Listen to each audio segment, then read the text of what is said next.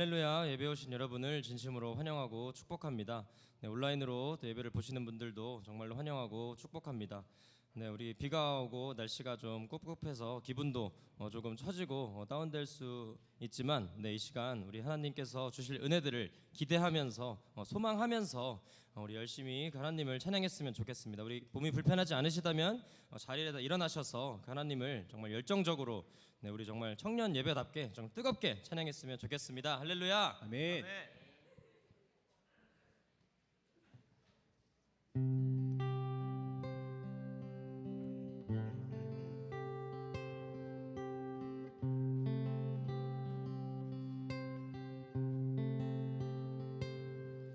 한 사람이면 충분했던 주님, 주 말씀에 순종하는 자, 한 걸음마다 하나님 말씀 의지하여 주님의 마음에 동참하는 자,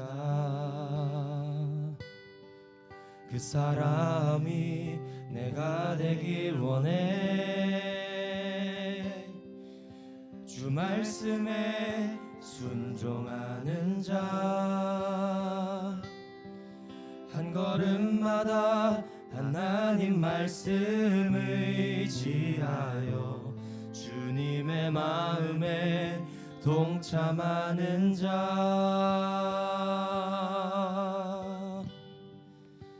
나를 향한 계획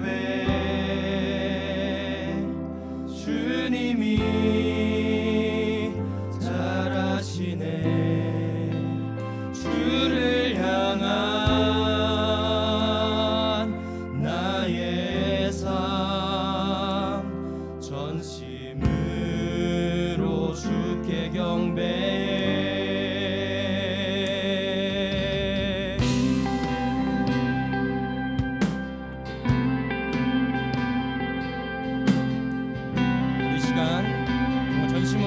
담아서 고백합시다. 그 사람이 내가 되길 원합니다. 그 사람이 내가 되길 원해. 주 말씀에 순종하는 자, 한 걸음마다 하나님 말씀 의지하여 주님의 마음에 동참하는 자, 나를 향한 계획 주님이 잘 아시네. 주를 향한 나의 삶 전심으로 주께 경배. 주님의 뜻, 주님의 뜻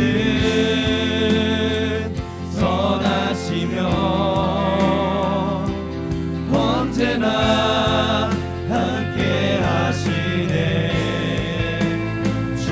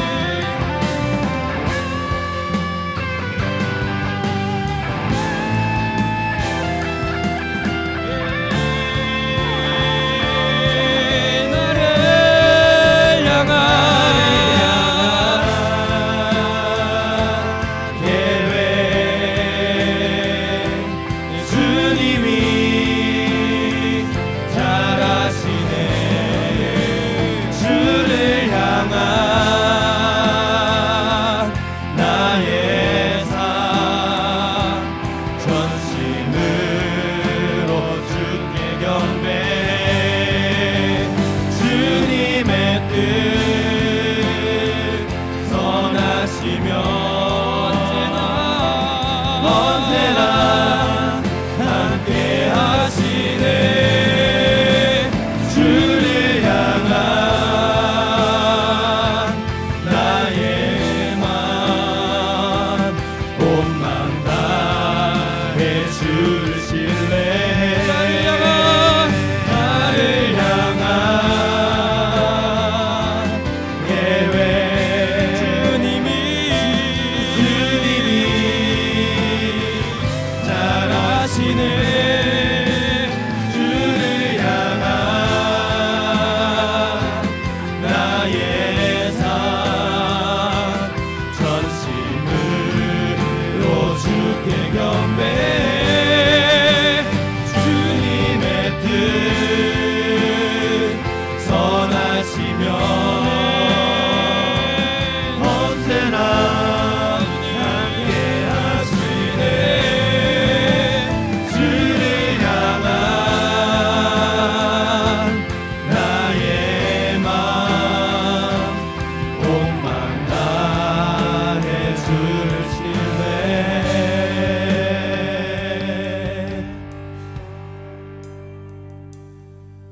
그 사람이 충분했던 주님,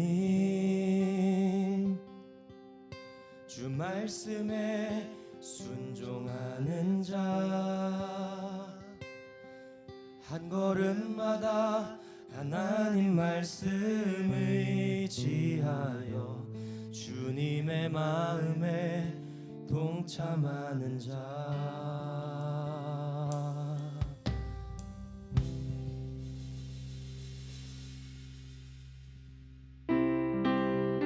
그러면 이 시간 우리 박수 치면서 그 주님을 신나게 찬양했으면 좋겠습니다. 박수.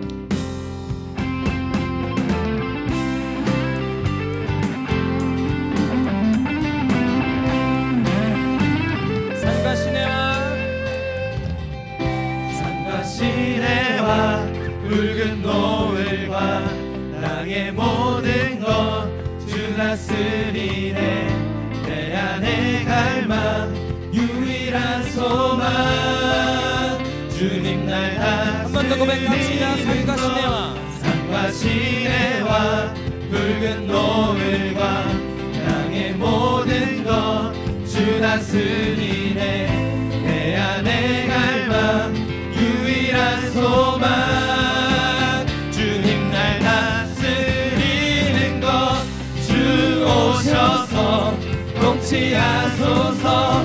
헛된 나의 꿈 어둠 거두사 내 모든 것 다 드리니 오셔서 다스리소서.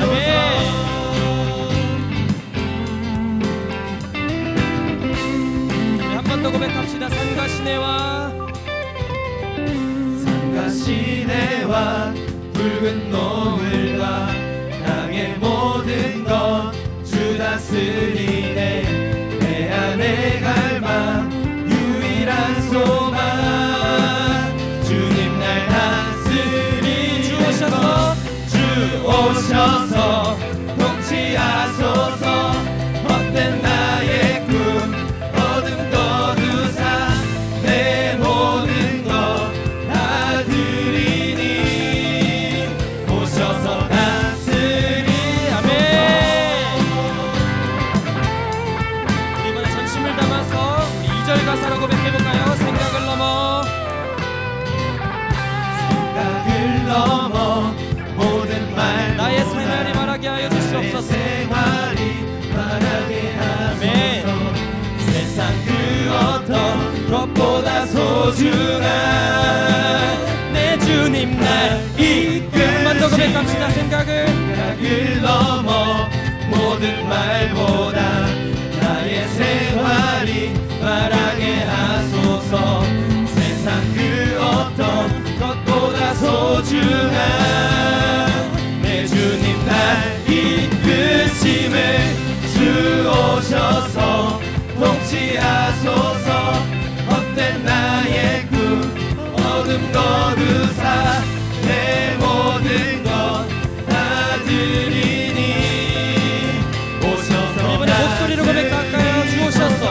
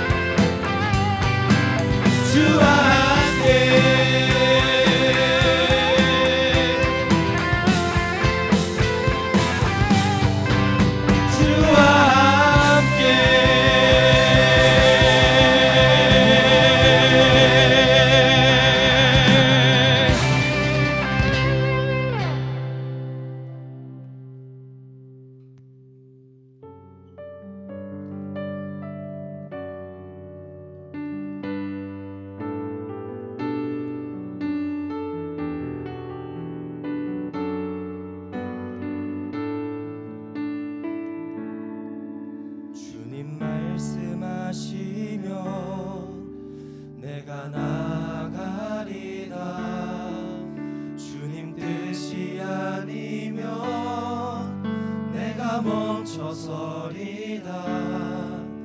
나의 가고 서는 것 주님 뜻에 있으니 오 주님 나를 이끄소서. 다시 고백할까요? 주님 말씀하시면 주님 말씀하시면 내가 나가리다. 주님 뜻이 아니면 내가 멈춰서리다. 나의 가고 서는 것 주님 뜻에 있으니 오 주님 나를 이끄소서. 뜻하신 그곳에 뜻하신 그곳에 나 있기 원합니다. 이끄시는 대로 순종하며 살리니 연약한 내 영혼 통하여 일하소서. 주님 나라와 그 뜻을 위하여 주님 나를 이끄소서. 오 주님 나를 이끄소서. 우리 시가 다시 고백할 때 우리의 마음을 담아서 고백합시다. 주님 말씀하시면 내가 나가리다. 그러나 주님 뜻이 아니면 주님 뜻이 아니면 내가 멈춰서겠습니다. 내가 멈춰서리다. 나의 가고서는 모든 것이 나의 가고서는 것 오직 주님의 뜻에 있습니다. 주님 뜻에 있으니 오 주님 나를 선한 길로 인도하시옵소서. 나를 이끄소서. 뜻하신 그곳에 뜻하신 그곳에 나 있기 원합니다. 이끄시는 대로 순종하며 살리니 연약한 내 영혼 통하여 일하소서. 주님 나라와 그 뜻을 위하여 뜻하신 그곳에 뜻하신 그곳에 나 있기 원합니다. 이끄시는 대로 이끄시는 대로 순종하며 살겠습니다. 순종하며 살리니 연약한 내 영혼 통하여 일하소서. 주님 나라와 그 우리 한 번 더 전심으로 고백합시다. 주님 뜻하신 그곳에 나 있기 원합니다. 이끄시는 대로 이끄시는 대로 순종하며 살리 연약한 내 영혼 통하여 일하소서. 주님 나라와 그 뜻을 위하여 뜻하신 그곳에 뜻하신 그곳에 나 있기 원합니다. 이끄시는 대로 순종하며 살리니 연약한 내 영혼 연약한 내 영혼 통하여 일하소서. 주님 나라와 주님 뜻을 위하여 주님 나라와 그 뜻을 위하여 오 주님 나를 이끄소서. 오 주님 나를 이끄소서.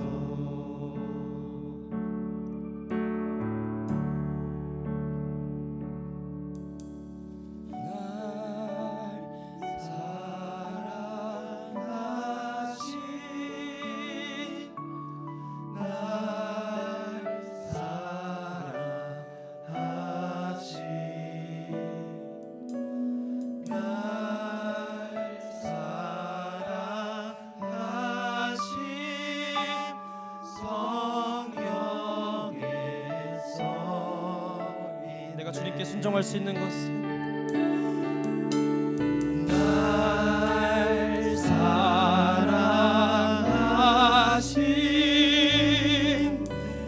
날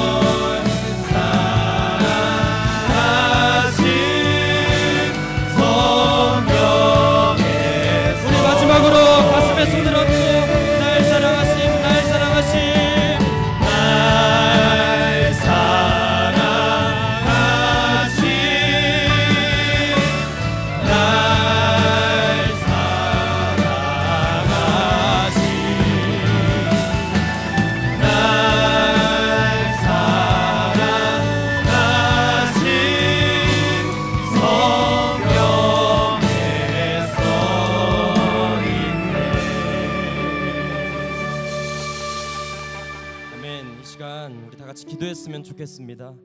이 시간 기도할 때 우리가 오늘 우리 방종국 목사님을 통하여서 우리가 순종에 관한 말씀을 들을 텐데, 하나님, 내가 하나님께 순종할 수 있는 이유는 하나님께서, 선하신 하나님께서 나를 사랑하시기 때문에 나를 위하여서 하나님께서 명령하시는 줄로 믿고, 하나님, 내가 온전히 순종할 수 있는 마음을 허락하여 주시옵소서. 오늘 예배를 통하여서 내가 나의 자존심과 나의 고집과 쓸데없는 내 상처와 아버지 그런 모든 변명들을 내려놓고 내가 오직 이 예배를 통하여서, 이 말씀을 통하여서 하나님께 순종하고 내 삶이 변화될 수 있도록 하나님 나를 이끌어 주시옵소서라고, 우리의 예배와 이 말씀 전해주시는 방종국 목사님을 위하여서 우리 주님 이름에 치시고 기도하시겠습니다. 주여,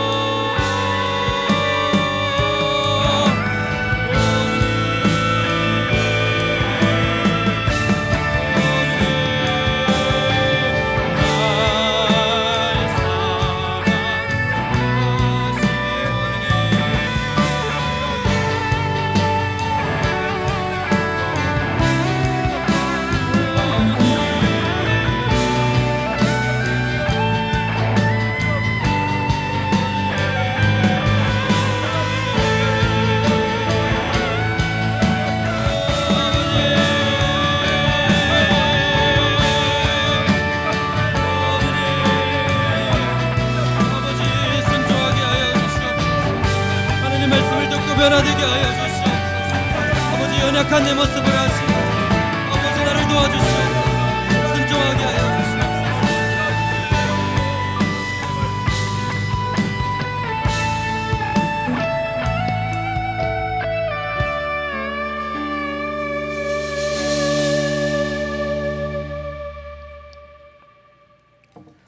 하나님 아버지, 우리를 예배의 자리로 나오게 하심에 진심으로 감사를 드립니다. 2023년 새해를 맞이하여 새마음 특별 기도회를 은혜 가운데 한 해를 시작하게 하심에 감사합니다. 작년 말에 태국 단기 선교를 은혜 가운데 다녀오게 해주셔서 감사합니다. 지금 필리핀 세부와 마닐라에 단기 선교팀이 나가 있는데 팀원 한 사람 한 사람을 사고와 질병으로부터 보호해 주세요. 우리에게 전해진 복음의 능력이 그 지역과 나라와 민족 가운데 강력하게 나타날 수 있도록 은혜를 베풀어 주세요. 하나님, 천국은 마치 밭에 숨겨진 보화를 발견한 농부가 전 소유를 팔아 그 밭에 산다고 했습니다. 우리의 영안이 열려서 천국을 보게 해주세요. 이 세상에서 줄 수 없는 하나님 나라의 가치를 발견하고 우리의 삶이 그의 나라와 그의 의를 먼저 구하는 삶이 될 수 있도록 은혜를 베풀어 주세요. 하나님 아버지, 우리가 이 세대를 본받지 않고 하나님이 기뻐하시고 선하시고 온전하신 뜻을 분별하며 살아갈 수 있도록 도와주세요. 우리가 세상과 하나님 사이에 언제나 하나님만 사랑하며 살도록 도와주세요. 우리 공동체 안에 몸과 마음이 아픈 사람들을 나사렛 예수의 이름으로 깨끗하게 하시고 상처와 아픔이 사명이 되도록 예수 그리스도 안에서 새 사람 되게 해주세요. 우리 안에 있는 죄와 어두움을 예수님의 빛으로 환하게 비춰주시고 우리 한 사람 한 사람이 각 가정에, 각 캠퍼스에, 각 직장에 이 땅의 빛과 소금으로 선한 영향력을 끼치며 살 수 있도록 갑절의 은혜를 베풀어 주세요. 각 목장 안에서 삶과 말씀을 진실하게 나눌 수 있게 하시고 치유와 회복이 일어나게 해주세요. 서로 사랑하고 섬기며 함께 예수님을 닮아가게 해주세요. 예수님께서 제자들에게 자기를 부인하고 자기 십자가를 지고 따라오라고 하셨는데 우리 공동체에 예수님의 제자로 살기를 결단하고 평생을 예수님의 제자로 살아가는 사람들이 많아지게 해주세요. 우리에게 감사와 기쁨이 충만하게 하시고 신앙의 신기록을 결심한 부분들을 잘 실천할 수 있도록 도와주세요. 말씀을 전하시는 방종국 목사님에게 성령으로 충만하게 하시고 듣는 우리들에게 겸손하고 온유한 마음을 주셔서 주신 말씀을 잘 깨달을 수 있도록 은혜를 더해 주세요. 언제나 당신의 말씀은 살아있고 활력이 있어 좌우의 날선 어떤 검보다 예리해서 혼과 영과 관절과 골수를 찔러 쪼개고 또 마음의 생각과 뜻을 판단하십니다. 그 진리의 말씀을 지금 이 순간 전심을 다해 듣겠습니다. 이 모든 말씀 우리를 날마다 새롭게 하시고 하늘의 기쁨과 감사로 충만하게 하신 예수님의 이름으로 기도드립니다. 아멘.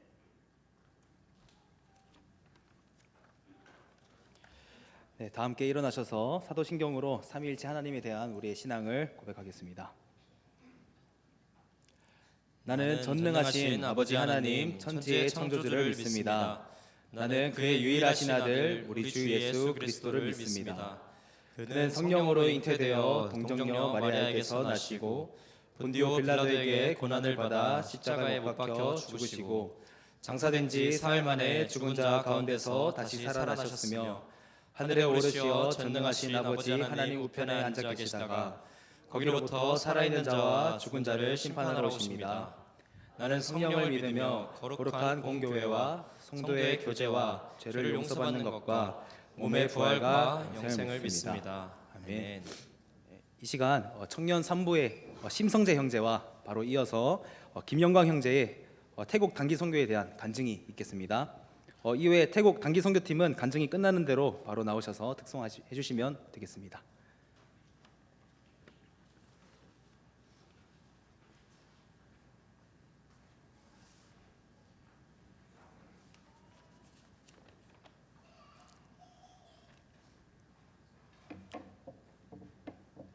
안녕하세요. 저는 청년3 B3 옥장의 심성재입니다.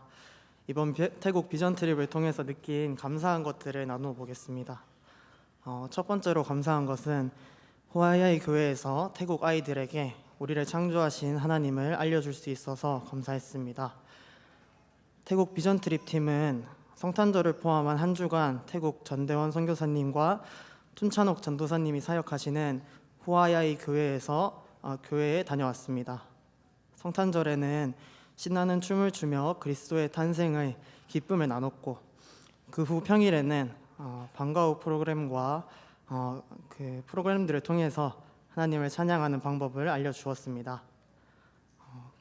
비록 언어가 통하지 않는 아이들과 소통하는 것은 쉽지 않았지만 그들을 사랑하시는 하나님을 꼭 알아줬으면 하는 마음으로 함께 시간을 보냈고 이를 통해서 다른 누군가에게 복음을 말할 수 있는 것이 얼마나 행복한 일인지 느낄 수 있었습니다. 앞으로도 기쁨으로 복음을 전하는 사람이 될 수 있도록 기도해 주세요. 두 번째로 감사한 것은 하나님의 사랑을 느낄 수 있어서 감사했습니다. 태국에서 아이들과 함께 했던 프로그램들 중에서 가장 기억에 남는 것은 세족식입니다.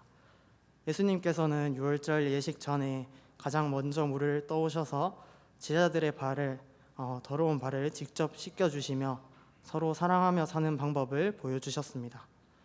저희도 그 아이들에게 섬김으로 사랑하는 법을 보여주기 위해서 세족식을 계획했습니다. 세족식이 시작되며 처음 제 앞에 앉은 아이의 발을 보았습니다. 평소였으면 뒤로 두 발짝 물러났을 만큼 더러운 발이었습니다. 하지만 저는 더러워진 아이의 발을 정말 깨끗하게 씻겨주고 싶었습니다. 또 그 아이가 정말 깨끗하고 거룩한 하나님의 자녀로 하나님을 예배하고 찬양하면서 살아가기를 바라며 기도했습니다. 저는 이 생각과 기도가 하나님의 우리를 향한 마음과 같음을 알게 되었습니다. 이 마음은 세상에 찌들어 더러워져서 포기하고 두 발짝 물러나도 이상하게 보이지 않을 만큼 더러운 우리를 깨끗하고 거룩한 하나님의 백성으로 돌이키고 싶으셔서 독생자 되시는 예수님을 십자가에 못 박으시는 하나님의 사랑이었습니다. 다른 무엇보다도 크고 놀라우신 하나님의 사랑을 느끼게 하신 하나님께 감사함으로 영광 올려드립니다. 마지막으로 감사한 것은 하나님을 바라보는 팀원들과 함께 할 수 있어서 감사했습니다. 비전 트립을 준비하고 다녀오면서 하나님께서 함께 있게 하신 팀원들이 있어서 너무나 감사했습니다. 각자의 개성과 장점이 다양한 팀을 만나게 하셨습니다. 선교사님 말씀에 먼저 순종하는 리더 희준이 형과 누구보다 태국 땅이 하나님을 찬양하기를 소망하는 미지 누나, 사람들을 행복하게 하는 요리사 병우 형, 끊임없이 배려해주는 수정이 누나, 사진 마스터 영광이, 무슨 일이든지 척척 해내는 의진이, 이 팀원들과 함께 있었기에 더 많은 은혜를 받을 수 있었던 것 같습니다. 태국 비전 트립 기간 동안 함께한 모든 사람들이 그 과정에서 받은 은혜를 잊지 않고 그 은혜 속에서 살아갈 수 있도록, 그리고 태국에서 하나님 나라를 위해 헌신하는 전대원 선교사님과 툰찬옥 전도사님을 위해서도 기도해 주세요. 이상으로 간증 마치겠습니다. 감사합니다.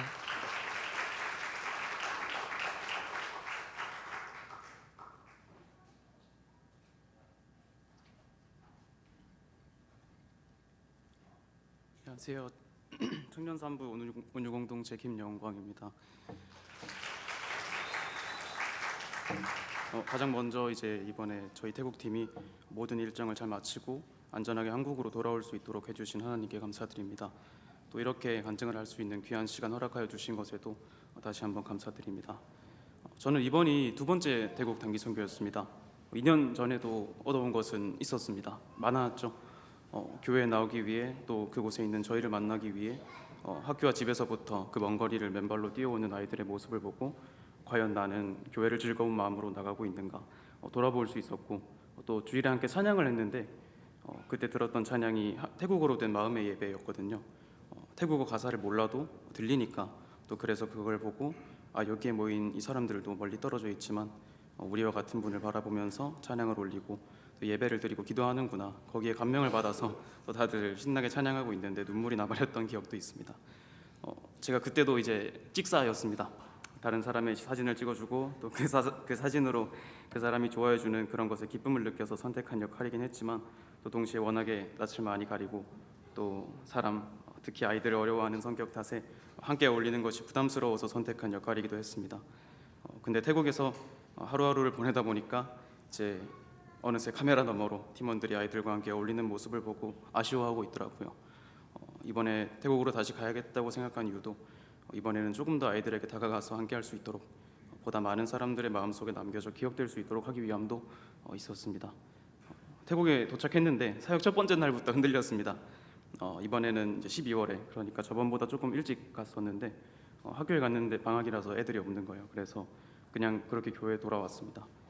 크리스마스 발표 날에 광고를 하긴 했는데 아무리 기다려도 이제 애들이 안 오니까 괜찮겠지, 오겠지 하면서 긍정적으로 생각을 해보려고 했는데 불안한 마음이 한 구석에서 계속 커지고 있었던 것 같습니다. 사실 준비 과정에서도 걱정이 많았거든요. 이번에는 더 잘해주자 하는 뚜렷한 목표가 있었는데도 내게 충분한 자격과 능력이 있는 걸까, 그곳에 가서 내가 무엇을 할 수 있을까 고민하고, 그래서 계속 기도하고 영적으로 물적으로 나름대로 준비를 다 마쳤다고 생각을 했는데도 완벽하다 하는 확신도 사실 없었고요. 그래서 불안함이 더 컸던 것 같습니다. 근데 그때부터 아이들이 교회로 한두 명씩 오는 거예요. 다행이라는 생각과 함께 내가 또 이렇게 하나님을 의심해 버렸구나 싶더라고요. 모든 것은 그분께서 주관하시니까 우리는 믿음으로 나아가면 되는 건데, 그냥 우리가 주어진 역할을 성실히 수행하고 있으면 부족함 가운데서 다 일하시고 채워주시는데 왜 나는 또 그랬나 이러면서 또 스스로를 다 잃으면서 마음을 다 잡았던 것 같습니다. 그때부터 조금씩 확신도 생기고 또 자신감도 붙기 시작했던 것 같아요. 사진 담당이니까 이번에도 열심히 찍었습니다만 그래도 해야겠다고 마음먹은 건 성실히 하고 온 것 같습니다.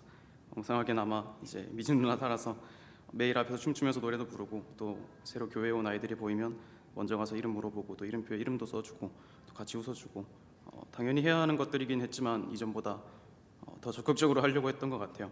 제가 기억하고 있던 몇몇 친구들은 또 과거 사진을 꺼내서 보여주니까 좋아해 주더라고요.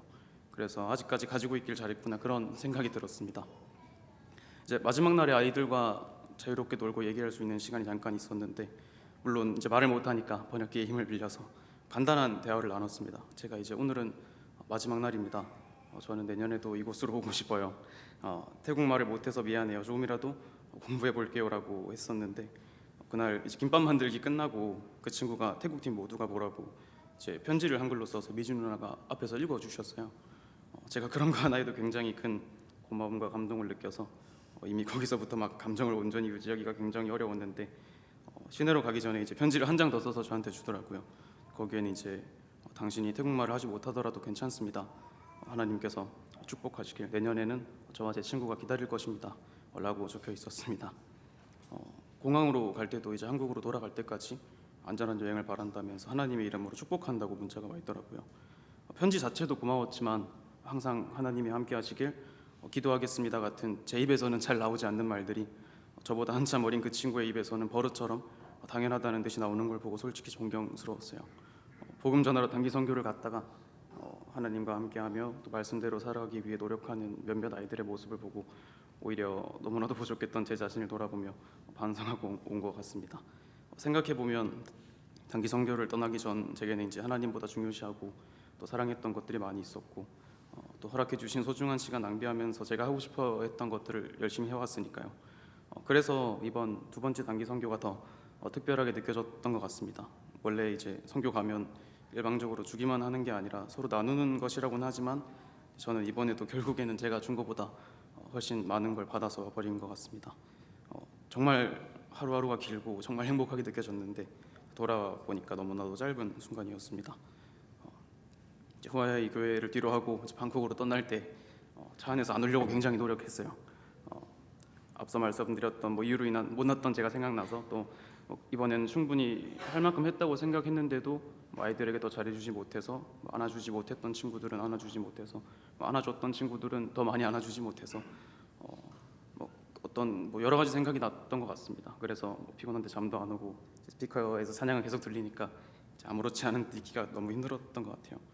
이제 현지에서 하루하루 치열하게 살아가고 계신 선교사님과 비교하기에는 짧은 시간 동안 제가 태국에서 행했던 일들이 한없이 작고 부족할 수도 있다는 것은 잘 알고 있습니다. 하지만 이제 저희는 이제 그곳에서 하나님의 일하심, 역사하심을 두 눈으로 보고 또 은혜를 받고 저희에게 없는 것을 얻어서 돌아왔습니다. 이번에 저는 이제 복음과 하나님과 또 심지어 태국에 있는 어린 친구들이 보여준 사랑에도 큰 빚을 지고 돌아왔습니다. 그 빚을 갚고자 이제 앞으로 어떻게 살아가야 하는지 또 주님께서는 어떤 삶을 기뻐하실지에 대해서 조금 더 명확하고 구체적이게 고민하면서 기도하겠습니다. 항상 저희를 위해서 헌신과 성의를 보여주신 전대원 선교사님과 김남주 사모님, 또 쇼핑에 관심이 없었던 저랑 항상 함께 같이 다녀주셨던 찬용 누나, 함께 해주신 우리 22년도 태국팀, 또 한참 부족했던 저와 함께 해주셨던 2년 전 20년도 태국팀, 태국에 있는 친구들, 선교팀을 위해서 이곳에서 지속적으로 기도해 주신 모든 분들께 진심으로 감사드립니다. 감사합니다.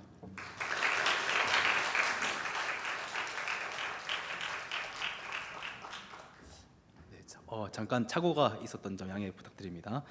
특성은 청년 2-3 목장의 공민석 형제 특송해 주시겠습니다.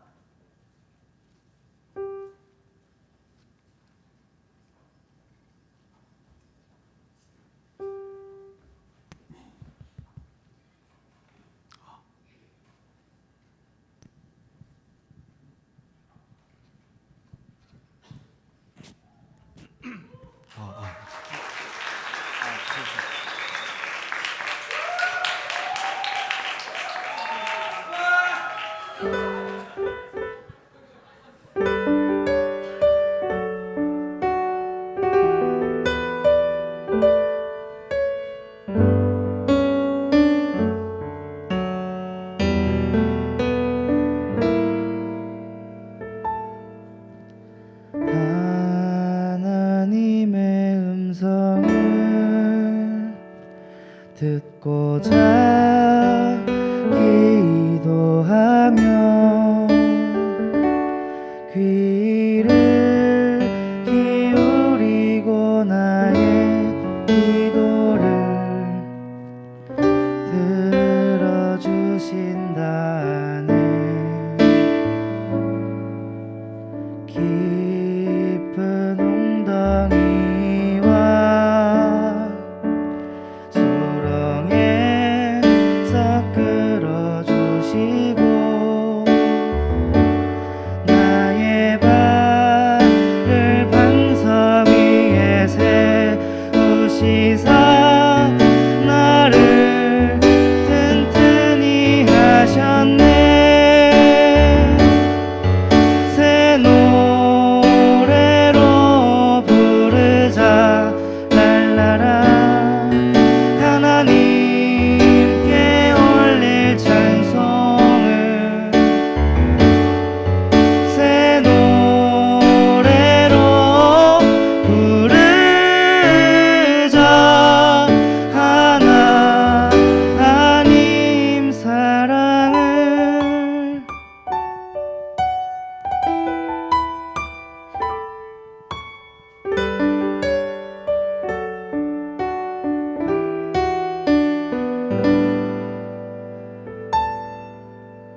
주를 의지하고 교만하지 않으며 거짓에 치우치지 아니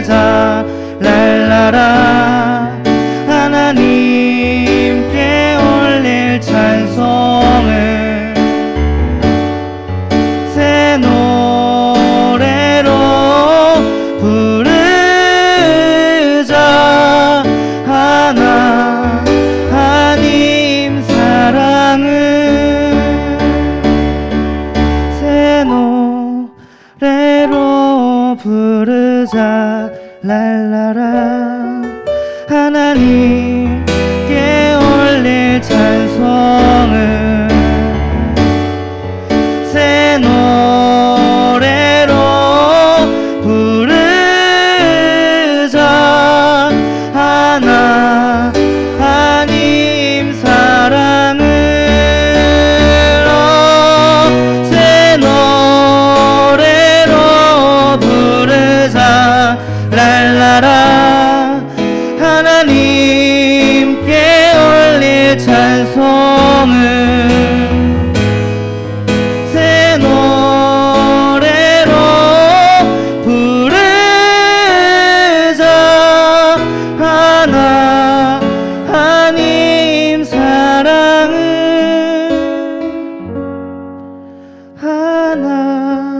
하나님 사랑을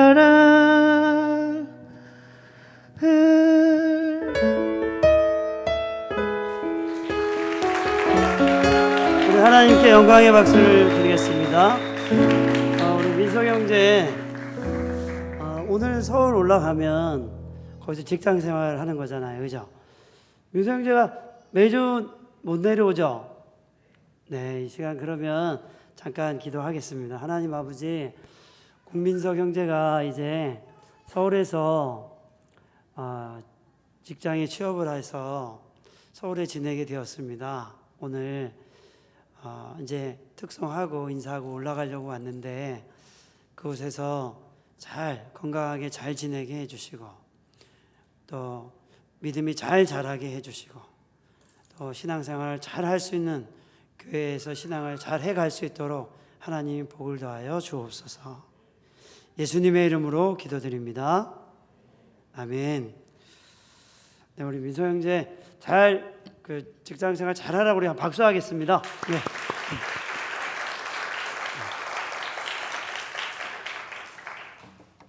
우리 함께 말씀을 보겠습니다. 오늘 말씀은 에베소서 5장 22절에서 6장 4절입니다.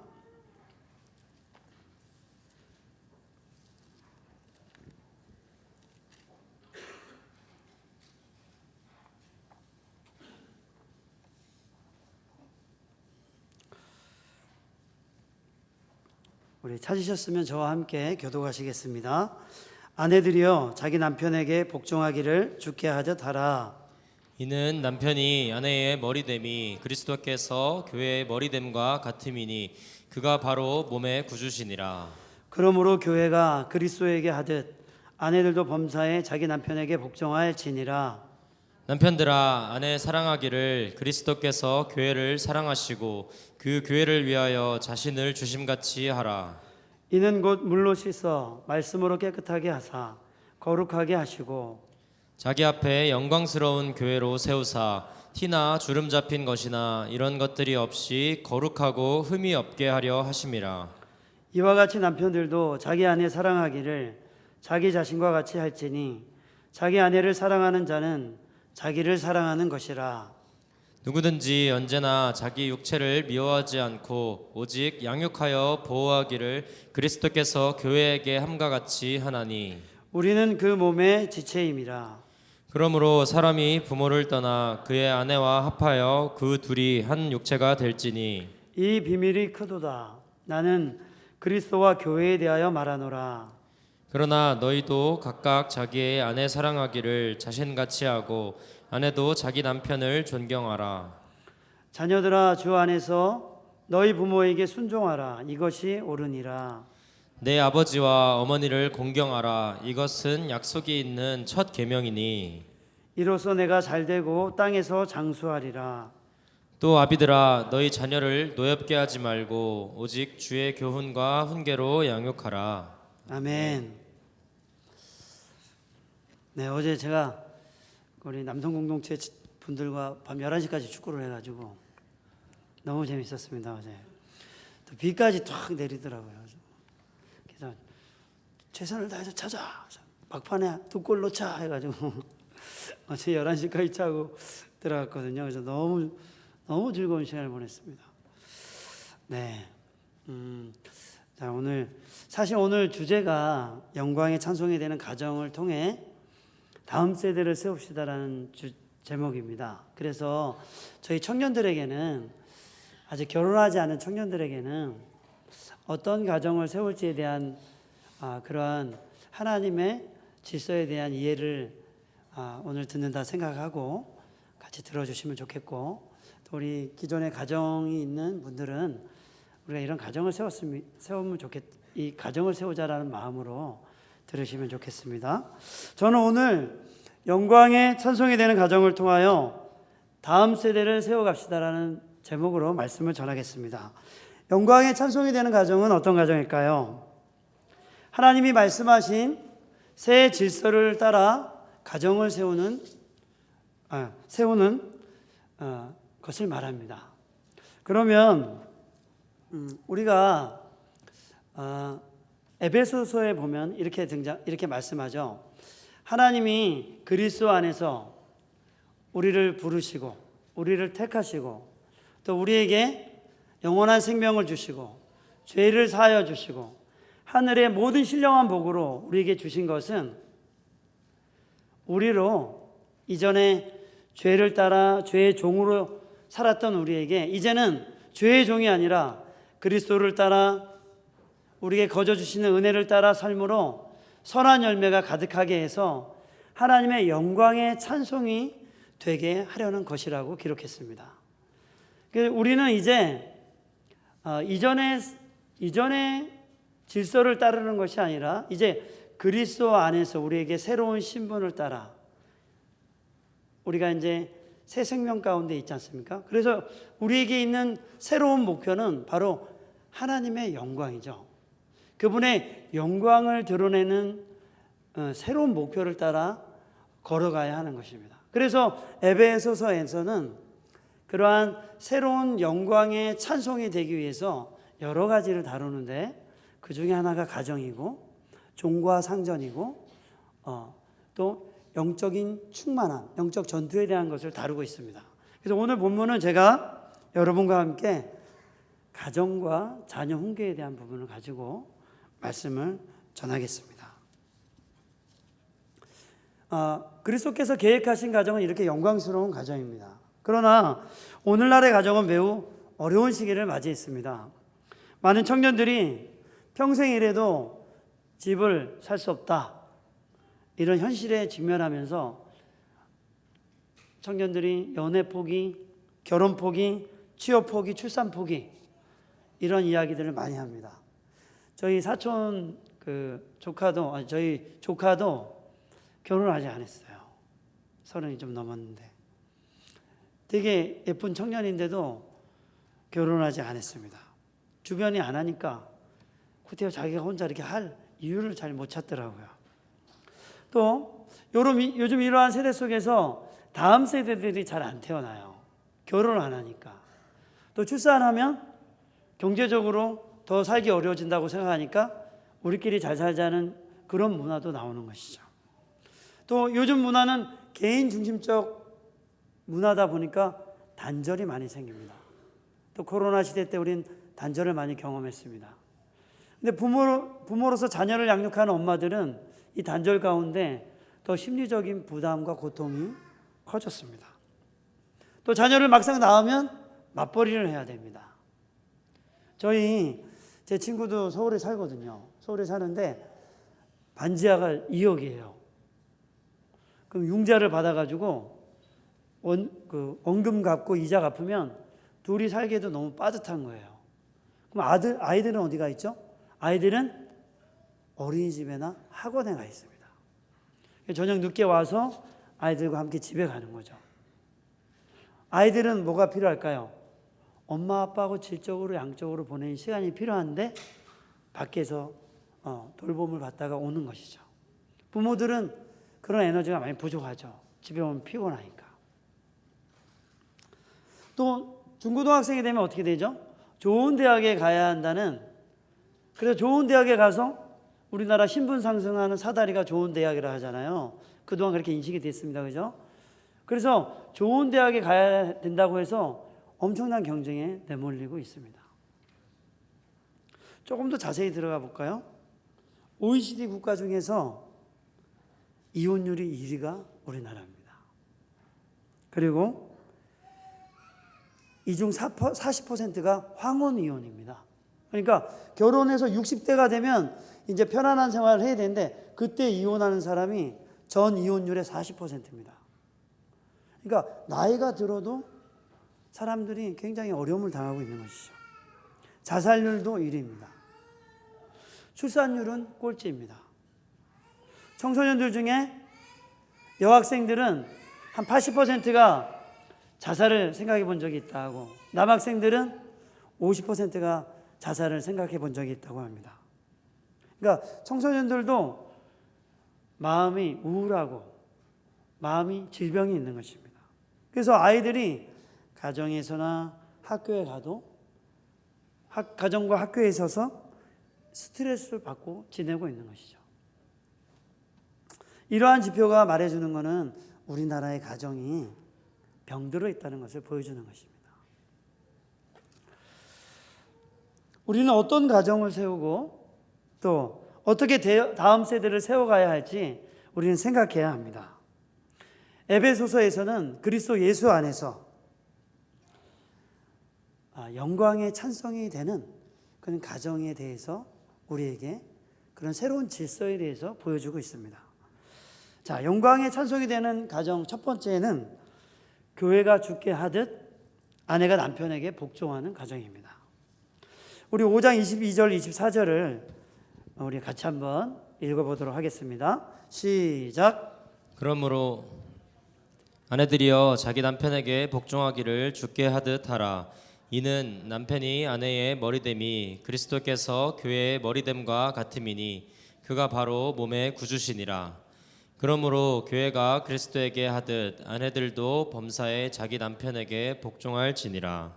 네, 성경적인 가정에서 하나님은 이렇게 말씀하십니다. 교회가 주께 복종하듯이 아내는 남편에게 복종하라 이렇게 얘기합니다. 그러면 이제 복종이라는 개념은 어떻게 생각이 되십니까? 요즘 우리가 살고 있는 이 시대에 복종이라는 개념은 좀 시대에 맞지 않는 단어입니다. 왜냐하면 지금 우리가 살아가는 시대는 어때요? 굉장히 허용적이잖아요. 자유를 굉장히 높게 생각하잖아요. 그래서 아이들에게도 네가 원하는 대로 해. 네가 원하지 않으면 하지 마. 이렇게 가르치잖아요. 그러니까 요즘 시대는 자유를 굉장히 최고의 가치로 여기는 그런 문화 속에 우리가 살아가고 있습니다. 그런 사회에서 권위와 복종이라는 말은 남편의 권위, 아내는 복종이라 이 말은 굉장히 구시대적입니다. 어떤 사람은 권위에 대해서 화를 낼 수도 있습니다. 잘못된 권위 아래서 복종을 요구받은 사람들은 화를 낼 수 있습니다. 아버지가 굉장히 권위적이거나 그런 가정에 굉장히 부당하게 복종을 요구받은 사람들은 권위와 복종에 대해서 굉장히 불만이 있을 수 있습니다. 우리 그리스도인들과 교회는 잘못된 권위에 대해서는 거부해야 됩니다. 통제하려고 하고 지배하려고 하고 자기 마음대로 권위를 행사하려고 하는 그런 권위에 대해서는 우리는 그걸 거부해야 됩니다. 얼마나 많은 여성들과 아이들과 흑인들이 차별을 받았는지 모릅니다. 그 사람들 굉장한 차별을 받고 이 땅 가운데 살아왔지 않습니까? 이란에서는 어때요? 요즘도 히잡을 썼다고 잡아다가 히잡을 벗었다고 폭행을 하고 성폭행을 하고 죽이지 않습니까? 그리고 그런 운동에 시위를 했다는 남자들을 데려다가 변호사를 못 구하게 한 다음에 재판을 내립니다. 그래서 얼마 전에 크레인에다가 사람을 죽인 시체를 달고 사회를 돌아다니더라고, 이란 사회가. 그리고 월드컵 때 어떻게 됐죠? 사람들 애국가를 안 불렀잖아요. 이란 선수들이 국가를 안 불렀잖아요. 이런 것 때문에. 그러니까 지금도 온 세상에서는 이런 잘못된 권위와 그걸 복종시키려는 국가가 있는 것이죠. 그러나 하나님이 말씀하신 권위와 복종은 다른 것입니다. 하나님께서는 그리스도 예수 안에서 새로운 질서를 말씀하고 계십니다. 아내가 남편에게 복종해야 한다고 했습니다. 남편이 아내의 머리가 되어야 된다고 했습니다. 그러면 여기서 남편이 아내의 머리가 된다는 성경의 근거를 한번 보겠습니다. 첫 번째, 어떤 것이 남편의 머리가 되냐면 창조의 순서에 따라 그렇습니다. 하나님이 먼저 남자를 태어나게 하셨죠. 그리고 여자를 창조하셨습니다. 그 창조 순서에 따라 남자가 아내의 머리가 된다고 하는 것이죠. 그런데 우리가 장자의 축복 권리를 보면 장자의 축복권을 얘기할 때 장자가 어떤 축복이 있냐면 가정에서 태에서 처음 난 남자애를 장자라고 하잖아요. 근데 이 장자에게는 장자의 축복권이 있습니다. 그리고 이 장자에게는 하나님이 재산을 2배로 물려주게 하셨죠. 이것이 어떤 특별한 게 아니라 먼저 태어난 순서에 따른 권리를 하나님이 인정해 주신 겁니다. 그래서 이 창조 순서에 따라 남자가 아내의 머리가 되는 것입니다. 두 번째는 창조 방식입니다. 하나님이 남자를 먼저 창조하시고 혼자 보는 것이 좋아 보지 않아서 남자의 갈빗대를 취해서 여자를 만들었죠. 그래서 남자가 여자에게서 난 것이 아니라 여자가 남자에게서 났습니다. 이런 창조 방식에 따라 남편이 아내의 머리라고 한 것입니다. 세 번째로는 창조 목적입니다. 창조 목적에 따라 남편이 아내의 머리가 되는데 하나님이 아내를 만드신 이유는 도울 배필을 만들기 위해서 아내를 만드신 겁니다. 옆에서 남편을 도울 배필을 만들기 위해서 잠자는 아담의 뼈를 취해서 여자를 만든 것이죠. 그러니까 창조 목적도 여자가 남편의 돕는 배필로 하나님이 창조 목적을 가지고 여자를 만들었다는 것입니다. 그래서 이러한 세 가지를 따라서 남편이 아내의 머리됨이라고 성경은 우리에게 가르칩니다. 두 번째는 뭐냐면 남편이 왜 아내의 머리됨이냐? 신약 성경에 와서는 그리스도께서 십자가에서 교회를 사랑하셔서 십자가에 죽으시죠. 교회는 누구죠? 하나님의 백성을 교회라고 합니다. 그래서 예수 그리스도께서 하나님의 백성을 구원하시기 위해서 그들을 사랑하셔서 십자가에 자기 몸을 죽기까지 내어주십니다. 그래서 그리스도께서는 부활하셔서 하나님의 백성들을 정결하고 깨끗하게 하시면서 그들을 돌보시죠. 그래서 에베소서 2장에 보면 그리스도를 머리로 해서 교회가 그분을 통해서 온 힘을 덧입고 자란다고 했습니다. 그리고 자기를 구원하시고 또 우리에게 새 생명을 주신 그리스도께 교회가 복종한다 했습니다. 그래서 그리스도와 교회는 신랑과 신부의 비유거든요. 그래서 그리스도가 신랑이고 신부가 교회입니다. 그래서 신부인 교회가 자기를 구속하신 그리스도께 복종하는 것처럼 아내는 남편에게 복종해야 된다고 말합니다. 그럼 여기서 이 복종은 어떤 의미일까요? 바로 예수 그리스도의 그 구속을 가리키는 거죠. 그리스도께서 자기 몸을 내어주시면서 죽기까지 사랑하신 것처럼 남편의 머리됨은 어떤 거냐면 사랑의 책임을 지는 겁니다. 여기서 남편의 머리됨, 남편의 권위는 사랑의 책임을 지는 것으로 말하는 것입니다. 어떤 거죠?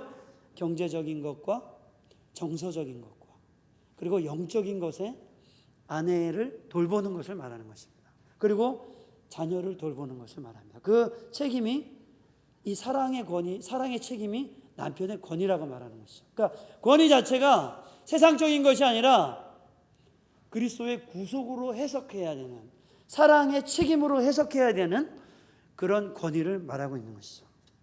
이 당시 그 헬라의 문화에 있었던 로마는 남편들이 결혼할 때 절대 복종을 이 결혼 예식서에 서약서에 첨부를 했다고 합니다. 그리고 남편이 10살이나 보통 많았대요, 결혼할 때. 그러니까 남편들이 결혼할 때 아내들에게 절대 순종해야 된다는 것을 서약서에 꼭 넣게 했다고 합니다. 그때 당시에 이것은 세상의 원리죠. 그러나 하나님이 말씀하시는 것은 이 세상의 원리가 아닙니다. 남편이 아내의 머리됨은 구속의 원리죠. 아내를 위해서 죽는 원리입니다. 아내에 대한 사랑의 책임을 다하는 원리입니다. 그래서 아내가 남편에게 복종할 수 있는 것입니다. 그러면 아내들은, 여기 아내분들 계십니까? 한번 손 들어 보실래요? 아내분들. 네네. 그럼 아내분들은 이렇게 얘기할 수 있습니다. 남편이 완벽하지 않은데 복종해야 돼요? 이렇게 생각할 수 있죠. 맞죠? 남편에게 흠이 많이 보이는데 복종해야 돼요? 이렇게 얘기할 수 있는데, 남편이 완벽하기 때문에 복종하라는 것이 아닙니다. 성경에 우리는 다 완벽하지 않습니다. 우리가 나중에 한 번 더 이야기를 하겠습니다. 자, 영광의 찬송이 되는 가정은 두 번째, 그리스도께서 교회를 사랑하여 자신을 주듯 남편이 아내를 사랑하는 가정입니다. 우리 25절에서 27절을 같이 읽겠습니다. 시작. 남편들아 아내 사랑하기를 그리스도께서 교회를 사랑하시고 그 교회를 위하여 자신을 주심같이 하라. 이는 곧 물로 씻어 말씀으로 깨끗하게 하사 거룩하게 하시고 자기 앞에 영광스러운 교회로 세우사 티나 주름 잡힌 것이나 이런 것들이 없이 거룩하고 흠이 없게 하려 하심이라. 하나님은 성경적인 남편과 아내가 그리스도와 교회의 관계라고 말씀하셨습니다. 그래서 그리스도께서는 교회를 위해서 자신을 내어주셨습니다. 그리고 그리스도께서는 완전한 연합할 날, 하나님의 백성과 완전하게 연합할 날을 위해서 교회를 물로 씻어 깨끗하게 하시고 흠과 점이 없도록 일하고 계십니다. 그래서 남편도 그리스도께서 교회를 위해서 자기 목숨을 다하여 사랑하고 또 교회와 연합을 위해서 교회를 깨끗하게 하시는 것처럼 남편도 죽기까지 아내를 사랑하고 또 아내와 온전한 연합을 위해서 아내에 대한 사랑의 책임을 다해야 하는 것입니다. 이것이 하나님의 뜻입니다.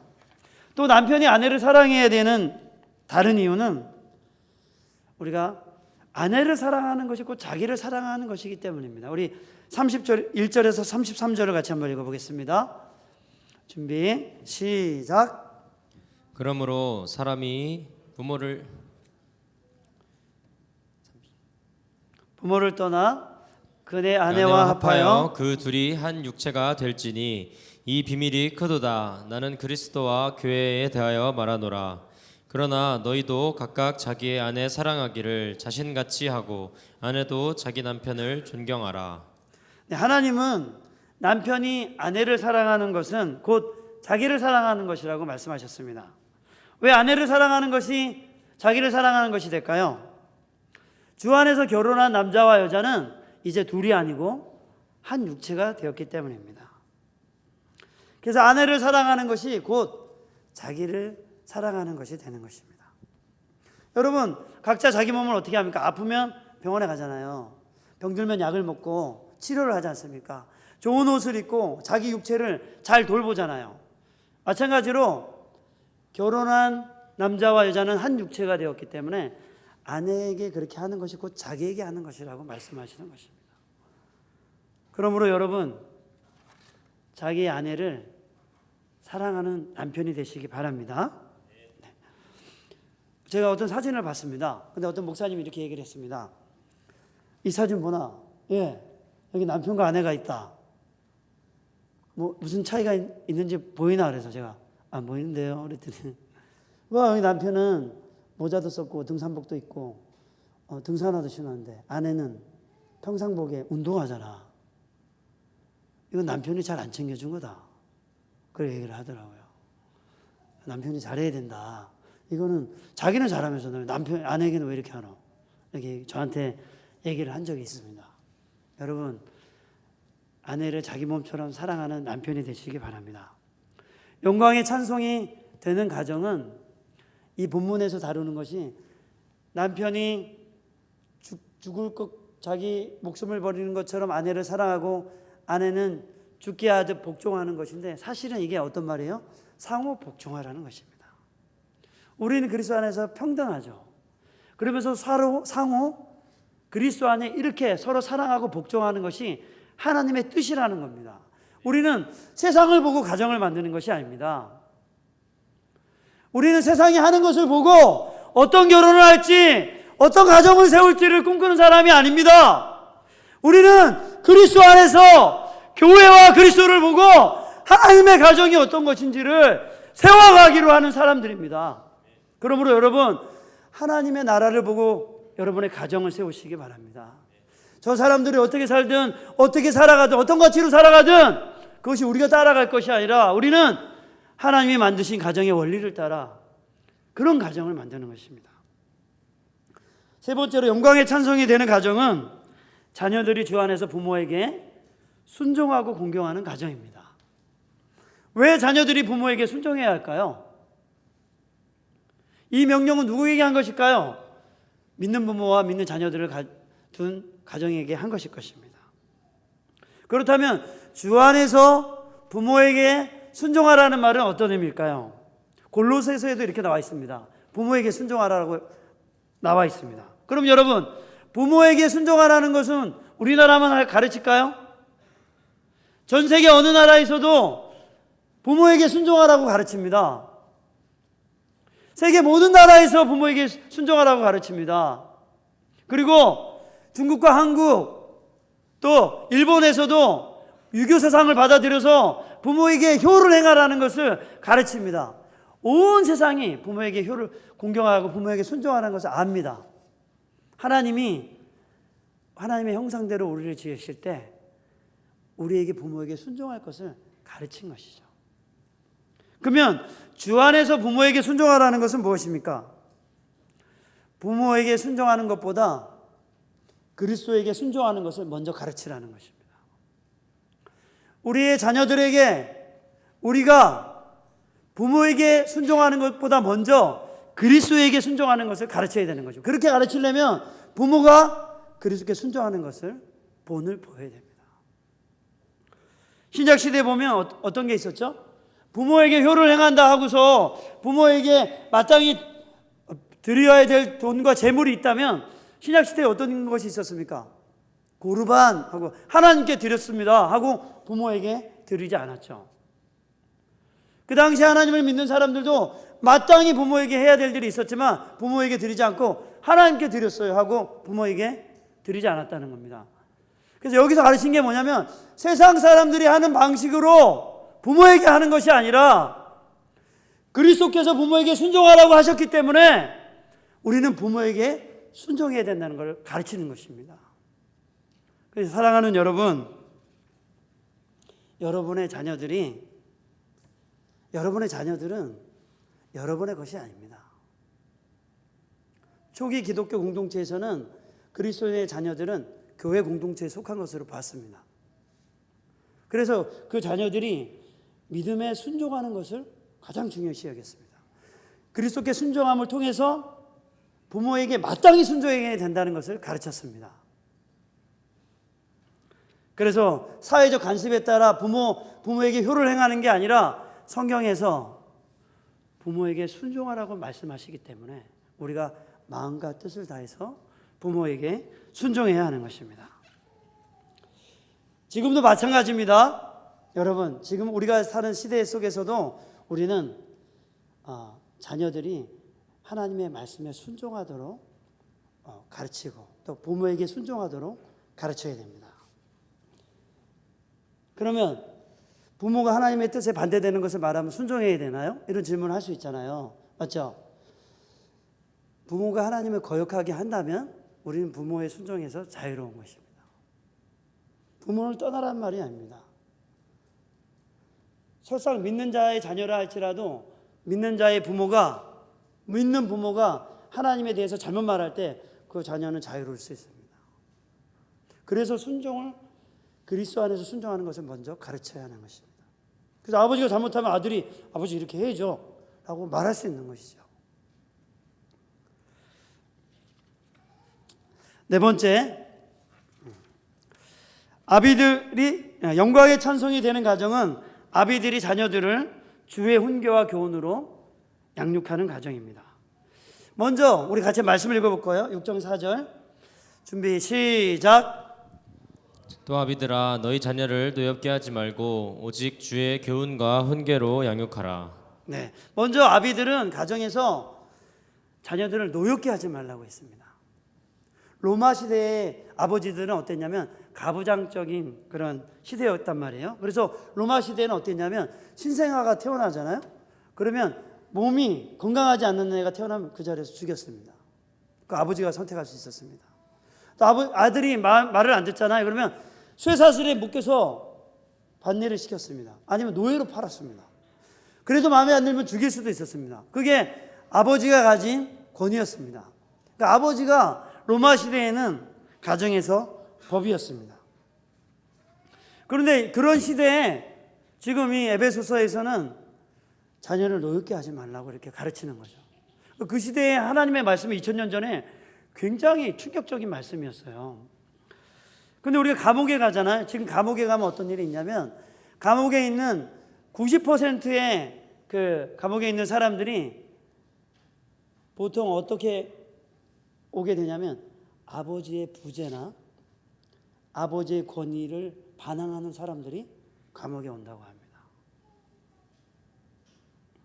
비행 청소년과 죄를 짓는 감옥에 있는 사람들이 이 아버지의 부재와 또 아버지의 권위에 대한 반항으로 오는 경우가 많이 있다는 겁니다. 그러니까 아버지에 대한 적대감을 가진 애들이 그곳에 온다는 거예요. 그러니까 아버지가 굉장히 중요한 사람입니다. 가정에서. 아버지가 자녀들을 사랑하는 것이 너무나도 중요하죠. 여러분들을 좋은 아버지가 되도록 여러분 노력해 주시면 감사하겠습니다. 얼마나 자녀들에게 아버지가 영향을 미치냐 하면요. 아버지에게 사랑을 못 받은 아이들이 있잖아요. 아버지에게 사랑을 못 받았던 아이들이 크면 어떻게 되는지 아십니까? 일반 권위를 가진 사람들에게 찾아가서 아버지가 줄 수 있는 사랑을 원해요. 그 권위자들한테. 그래서 아버지가 줄 수 있는 그 사랑과 인정과 수용을 그 일반적인 사람 권위자들한테 원해요. 근데 일반적인 권위자들이 아버지가 줄 수 있는 사랑과 수용과 인정을 잘 안 해줍니다. 그러니까 아버지에 대한 인정과 사랑을 못 받은 사람들이 사실 살아가면서 사회적으로 거절을 굉장히 많이 당해요. 그래서 권위에 대해서 굉장히 불만을 가지고 있습니다. 그렇게 자랄 확률이 굉장히 높습니다. 그렇게 자라갈 확률이 많아요. 그래서 아버지들은 자녀들을 잘 사랑으로 대해줘야 됩니다. 노엽게 하지 말아야 됩니다. 억누르지 말아야 됩니다. 윽박지르지 말아야 됩니다.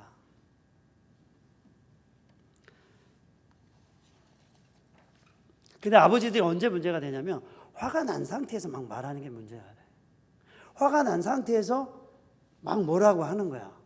그러니까 화가 나면 참든지 해야 되는데 화가 난 상태에서 바로 아이들의 잘못에 대해서 막 뭐라 하니까 아이들이 그것을 한두 번도 아니고 자라면서 겪게 되니까 확 자신감이 떨어지는 거예요.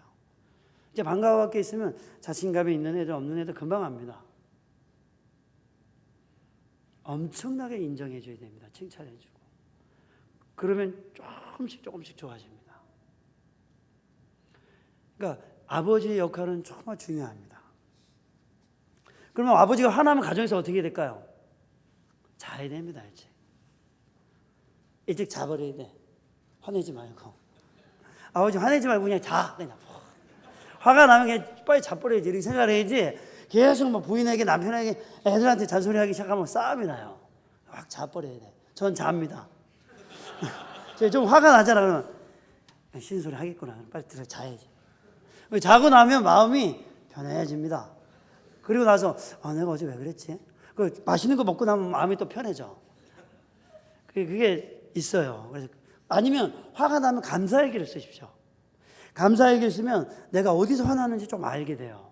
감정과 나를 조금 분리시킬 수 있거든요. 근데 감정과 내가 같이 섞여버리면 감정인지 나인지 막 헷갈려. 감정과 나를 딱 분리시키려면 일기를 딱 쓰기 시작하면 내가 이것 때문에 화났지 하면서 분리가 돼요. 정리가 됩니다. 근데 그게 안 되면 화난 것과 함께 윽박지르는 게 바로 갈 수도 있습니다. 그래서 아내들의 도움을 많이 구하십시오. 아이들에게 어떻게 대해야 될지. 화나지 않은 상태에서 아이들에게 잘 지도를 하는 것을 배우시기 바랍니다. 그리고 주의 훈계와 교훈으로 양육해야 됩니다. 주의 훈계와 교훈은 어떤 것입니까? 주의 말씀을 따라서 가르치라는 것입니다. 저명한 학자나 그 사람들의 책이나 혹은 부모의 의지나 목표가 아니라 성경의 말씀을 따라 예수님을 주로 시인하고 또 말씀을 따라 살도록 주의 훈계와 교훈으로 가르치라는 뜻입니다. 많은 사람들이 무슨 학자 이야기 어떤 이 얘기를 많이 꺼내는데 그것이 아니라 먼저 이 아이를 예수님을 알게 하고 말씀을 알게 하고 책을 읽을 수 있으면 성경을 먼저 읽히게 하고 또 말을 알아들을 수 있으면 말씀에 순종하는 것을 가르쳐야 되는 것입니다. 막 기다리고 이런 게 아니라 성경은 알아들을 수 있으면 바로 가르치라고 말합니다. 앉아있을 때나 일어섰을 때나 너희 자녀들에게 말씀을 강론해라라고 말합니다. 우리가 정말 가르쳐야 될 게 주의 훈계와 교훈입니다. 이제 적용을 하겠습니다. 그리스도와 교회의 관계처럼 되기 위해 부부는 그리스도를 닮아가야 됩니다. 부부는 그리스도를 닮아가야 됩니다.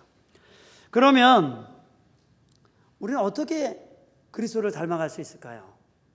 먼저 부모는 그리스도가 그 교회를 거룩하게 깨끗하게 하신 것 같이 부부는 서로 거룩해져야 됩니다.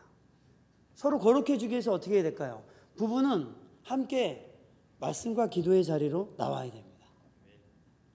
부부가 하나님의 말씀과 기도의 자리로 나와서 그 말씀과 기도를 통해서 부모의 생각과 가치와 마음이 거룩해져야 됩니다.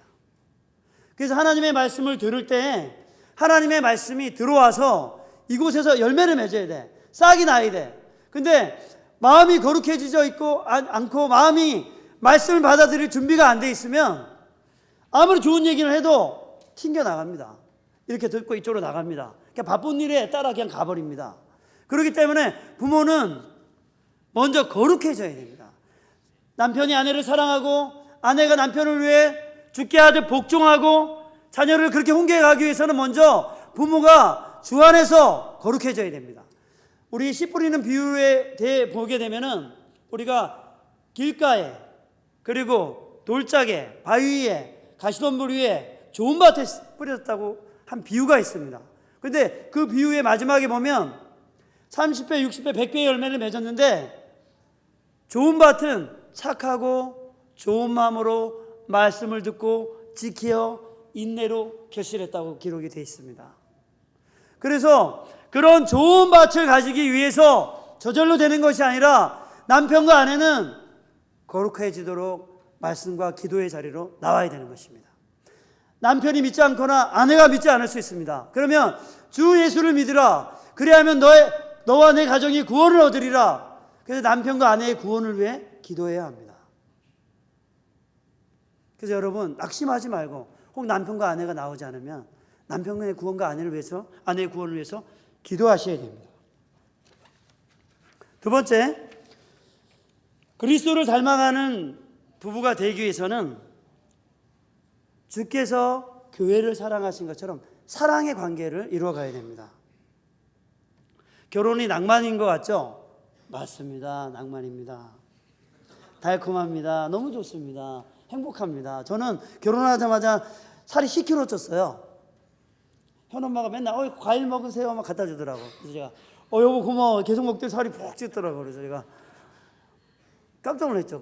그러면서 현엄마 잘 안 먹더라고. 그냥 그걸 몰랐어요. 저만 살이 푹 쪄가지고 이렇게 신혼초에 다녔어요. 근데 사랑에 빠졌기 때문에 결혼하는 게 맞습니다. 그런데 결혼하게 되면 달라지는 게 있어요. 뭐가 달라지죠? 그동안은 나였어. 근데 결혼하면 어떻게 해요? 나에서 우리로 바뀌는 거죠. 결정은 하나 해도 돈을 쓰는 것에서 서로 의논이 돼야 돼. 시댁도 의논해야 되고 처가댁도 의논을 해야 돼. 그러니까 어때요? 의논할 게 많아지니까 어떤 게 생길까요? 갈등이 생깁니다. 갈등이 생깁니다. 여러분, 결혼해서 갈등이 생기는 것은 당연한 것입니다. 갈등이 생기는 게 당연한 거예요. 갈등이 생기면 그것을 맞춰가는 겁니다. 서로 이렇게 하자 저렇게 하자 이야기를 해서 맞춰가는 것입니다. 그래서 우리가 서로 사랑할 수 있어야 되는 것입니다. 자, 근데 남편이 그 아내를 사랑하는 데 있어서 어려운 건 어떤 게 있을까요? 죽기까지 사랑하려는데 사랑하는 것에 어려움이 어떤 게 있을까요? 아내가 남편의 바가지를 긁을 때가 있죠. 그리고 왜 그렇게 해야 돼요? 이렇게 해주세요. 당신이 하는 거 진짜 이상해. 막 이렇게 막 하면 남편이 결정할 때마다 그렇게 하면 확 자존심이 상하죠. 남자는 자존심이 상하면 화가 나요. 그렇게 지어졌어요, 남자가. 그게 이해하는 게 굉장히 중요합니다. 그래서 아내들이 남편에게 막 그런 얘기할 때 남편은 어떻게 해야 돼요? 져야 됩니다. 아내가 칼로 남편의 자존심을 탁탁 찌를 때 남편은 하면서 져줘야 됩니다. 아, 그렇군요 하고 넘어가야 됩니다. 근데 여기서 남편이 맞서 싸우면 어떻게 될까요? 그 부부싸움이 맨날 일어나는 거야. 근데 남편이 여기서 맞서 싸우지 않고 져줘야 됩니다. 지면 이깁니다. 그리스도께서 하나님이 교회를 구원하실 때 어떻게 하셨죠? 죽었습니다. 남편도 아내를 위해서 죽어야 됩니다. 그래야 이기는 것이고 사랑할 수 있는 것입니다. 그래서 남편은 이송영 선교사님의 제가 그 부부 강의에 대한 그 적용점을 몇 가지 가져왔는데 거기 보면 이렇게 써 있어요. 그리스도께서 십자가에 달려서 죽으신 것처럼 남편은 아내의 모든 죄를 뒤집어 써야 된다. 남편은 아내의 모든 연약함과 잘못을 뒤집어 써야 된다. 그리스도께서 십자가에 죽으신 것처럼 남편도 그렇게 해야 된다. 그 남편은 아내의 허물을 말하지 마십시오. 아내의 허물이 드러났을 때 제가 이런 부분을 다 채워놓겠습니다 하고 아내의 허물을 뒤집어 쓰시기 바랍니다. 반대로 아내들이 남편에게 복종하기 어려운 것이 무엇이 있을까요? 남편의 결정과 행동이 부족해 보인다고 생각하니까 복종을 잘 못한다고 합니다. 왜 그렇게 하세요? 그렇게 하지 마세요 하고 남편에게 계속 따지는 것이죠. 여러분, 남편이 완벽하기 때문에 복종하는 것이 아닙니다. 남편이 완벽하지 않습니다. 근데 남편은 하나님이 머리로 지으셨어요. 그래서 자존심이 굉장히 강합니다. 자존심으로 먹고 사는 사람이 남자입니다. 그래서 남편이 말할 때 아내가 알았어요 여보 그렇게 하세요라고 할 때 남편은 아내가 자기를 사랑한다고 느껴. 그래서 막 힘이 생겨. 그래서 열심히 살고 싶은 마음이 막 생긴단 말이야. 그래서 남편이 뭐라고 말할 때 여보 알았어요 그렇게 하세요 이렇게 말하면 남자들이 기쁨이 충만해져요. 막 힘이 막 생겨나요. 남자가 그런 존재입니다. 아내는 남편이 좀 부족하지만 남자가 힘을 얻고 살아갈 수 있도록 남편이 말할 때 잘 따라주시는 아내가 되시기 바랍니다. 또 아내들이 남편에게 복종하기 어려운 게 어떤 게 있을까요? 남편이 잘 안 도와준다고 생각해. 어떻게 생각하면 나는 하루 종일 애 봤는데 남편이 직장 갔다 와가서는 그냥 자버리는 거야. 난 하루 종일 힘들어 죽겠는데 남편은 날 도와주지도 않고 애도 안 시켜주고 하면서 막 화가 나는 거죠. 그래서 남편이 안 도와주니까 화가 확 올라가지고 어때요? 당신은 내가 힘든지 몰라? 하면서 이렇게 확 얘기를 하는 거죠. 그럼 남편은 나 하루 종일 일하고 왔어? 하면서 막 서로 불이 막 일어나는 거야. 막 맨날 싸울 수밖에 없어요. 이러면 그럼 어떻게 해야 됩니까? 중요한 사실이 하나님이 창조 목적에 보면 아내를 돕는 배필로 주었습니다. 남편이 아내를 돕는 게 아니라 아내가 남편을 돕는 것입니다. 직장에서 퇴근하면 아내가 밥을 지어서 남편이 잘 갔다 왔는지 남편을 먼저 챙겨야 되는 겁니다. 심지어 아이보다 남편을 먼저 챙겨야 됩니다. 남편이 아이보다 우선해야 됩니다. 그리고 남자가 여자를 돕는 게 아니라 여자가 남자를 잘 도울 수 있도록 하나님이 돕는 배필로 여자를 지으셨다는 사실이 중요합니다. 여자는 어떻게 해야 될까요? 남편이 나를 잘 안 도와주면 힘들겠지. 그럼 아내는 어떻게 해야 될까요? 여보, 내가 오늘 너무 힘들었어. 여보, 내가 이거 아이들 보고 하니까 팔도 아프고 어깨도 아프고 너무 힘들어요. 어떻게 하지? 이렇게 얘기를 해야 됩니다. 왜 안 도와줘? 너 때문이야. 이렇게 말하면 절대 안 된다는 거예요. 너 때문이야가 아니라 너무 힘들어 하면 남편이 듣고 있다가 아, 그래 내가 할게. 그러면 요거는 하지 마. 앞으로 내가 할게. 이 남편이 집안일을 딱 정리해 줘야 돼. 그렇게 남편이 일할 수 있도록 남편에게 자기가 힘든 걸 얘기해야 됩니다. 남편에게 너 때문이야 이렇게 얘기하면 그때부터 싸움이 시작됩니다. 그리고 마지막으로 하나님께 순종할 수 있는데 남편에게는 순종 못하겠어요. 이런 태도를 가질 수도 있습니다. 여자들이. 요거는 조금 나이 든 엄마들이 가질 수 있는 생각입니다. 근데 잘 생각해 보십시오. 아빠한테 남편한테 순종하지 않는 모습을 보여주면 자녀들이 어떻게 클까요? 아버지한테 순종 안 합니다. 엄마가 아빠 말 안 따르거든. 그러니까 자녀들이 아버지 말 안 따릅니다. 그러면 어떻게 해요? 가정의 질서가 무너집니다. 하나님은 그런 가정을 만드시지 않았어요. 그래서 남편이 아내를 사랑하고 또 하나님을 믿는다면 자기 남편을 잘 복종하고 따라야 되는 것입니다. 그래야 다음 세대들이 건강하게 크는 것입니다. 자, 그래서 올바른 관계를 맺기 위해서 남편은 죽는 것입니다. 마틴 로이드 존스가 이렇게 말했습니다. 결혼을 속죄교리로 얘기했는데 결혼은 죽는 것이다. 그리스도께서 신부 교회를 위해서 십자가에 죽은 것처럼 결혼 자체는 죽는 것이다. 서로를 위해 죽는 거다. 남편을 위해 죽는 거고 아내를 위해 죽는 거다. 이렇게 말씀했습니다. 그러므로 우리 청년들과 가정을 이룬 분들, 여러분이 가정을 이루게 되면 그런 남편과 아내가 되십시오. 또 가정을 이룬 분들은 그런 남편과 아내로서 사랑하는 모습을 자녀들에게 보여주시기 바랍니다.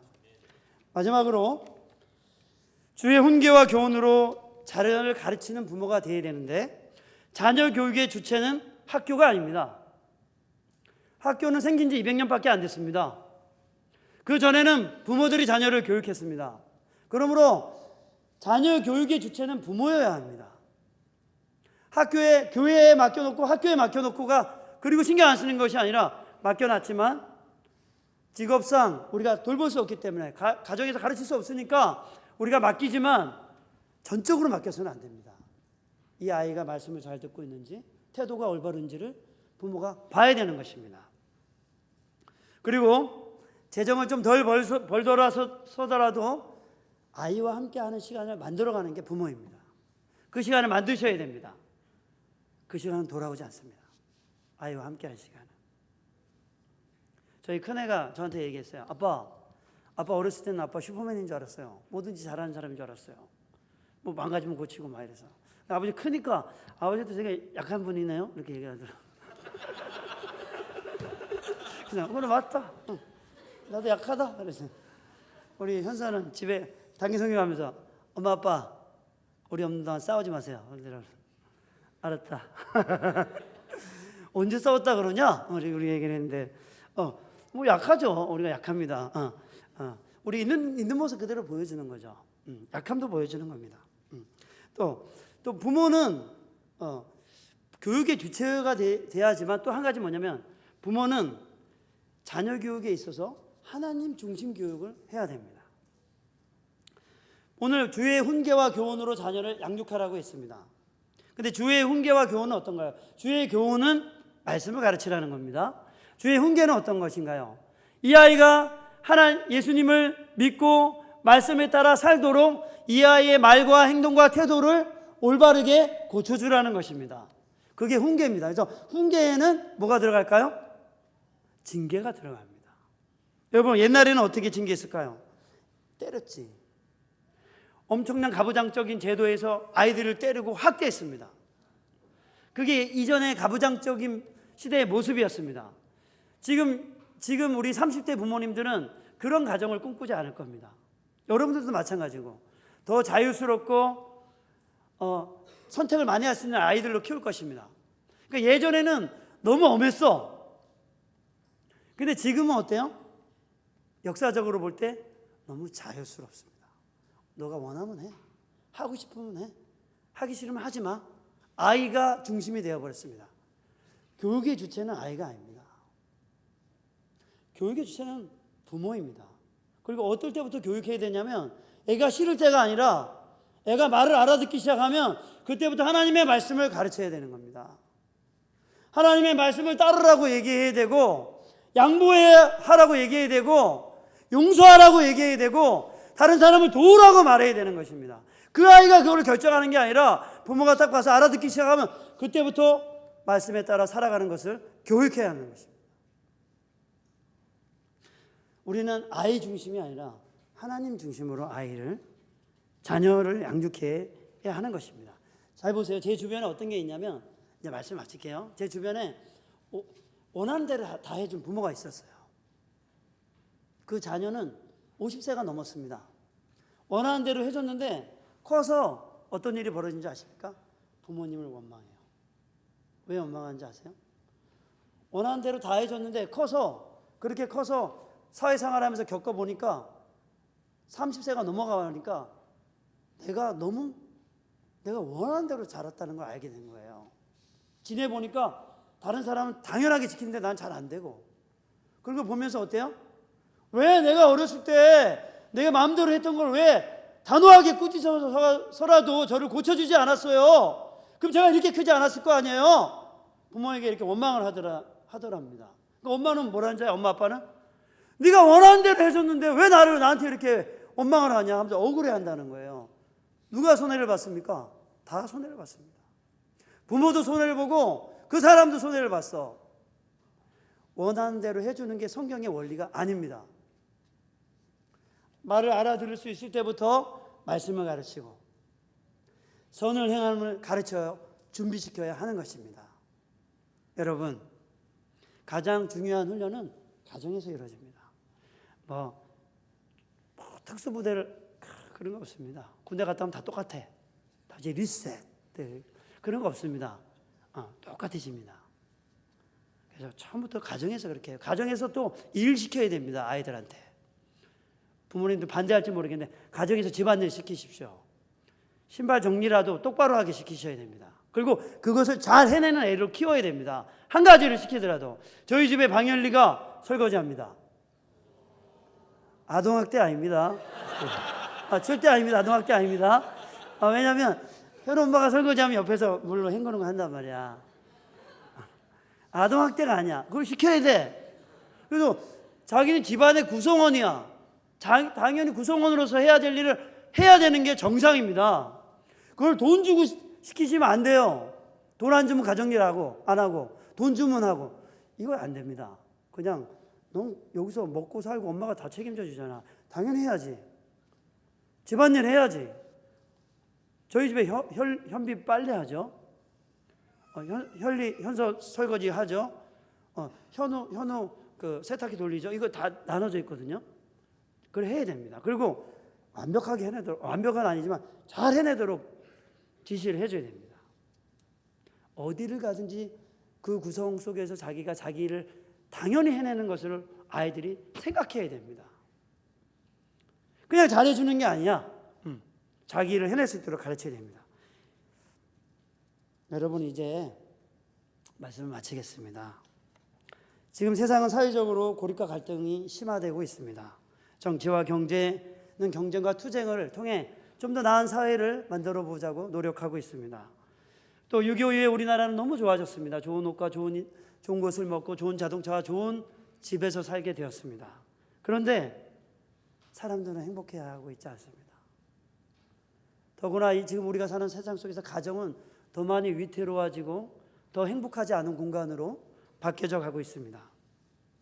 그러나 오늘 에베소서에서 하나님은 그리스도 안에서 만물이 그리스도를 통하여 하나 된다는 위대한 진리를 말씀하시고 또 그리스도 안에서 새로운 질서를 말씀하셨는데 그것은 그리스도와 교회처럼 남편이 아내를 사랑하고 아내가 주께 복종하듯 남편에게 복종하고 그 자녀들을 주의 훈계와 교훈으로 양육할 때 하나님의 영광이 찬송이 되게 하신다는 것입니다.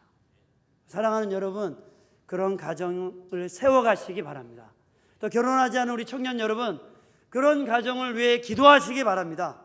그래서 그런 영광스러운 가정 공동체를 세워 그런 교회 공동체를 통해 이 세상의 많은 사람들이 그 하나님의 영광을 보고 주께로 돌아오는 그런 새로운 결심과 다짐이 일어나도록 여러분 마음으로 소원하고 기도하는 여러분이 되시기 바랍니다. 우리 이 시간 같이 찬양하겠습니다.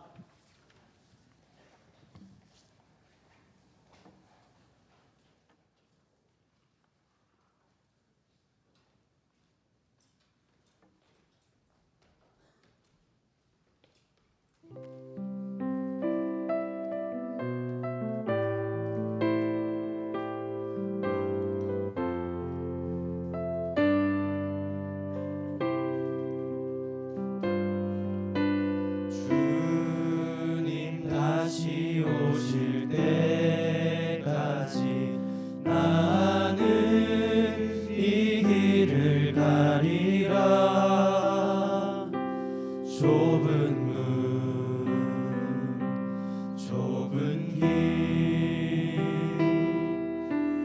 나의 십자가 지고 나의 가는 이 길 끝에서 나의 가는 이 길 끝 우리 다 같이 일어나서 찬양하겠습니다. 나는 주님을 보리라. 영광의 내 주님 나를 맞아주시니 주님 다시 오실 때까지 나는 일어나 달려가리라.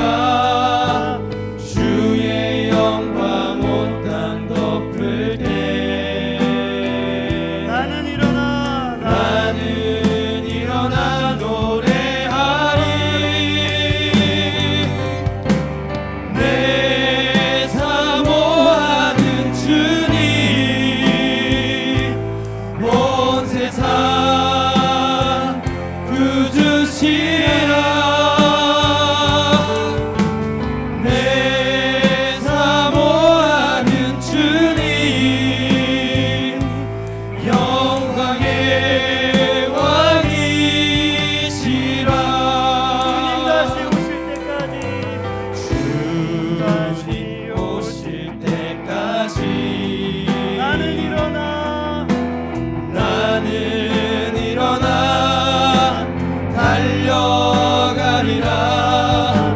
주의 영광 온 땅 덮을 때 나는 일어나 노래하리. 내 사모하는 주님 온 세상 구주시라. 내 사모하는 주님 영광의 왕이시라. 내 사모하는 주님 온 세상 구주시라.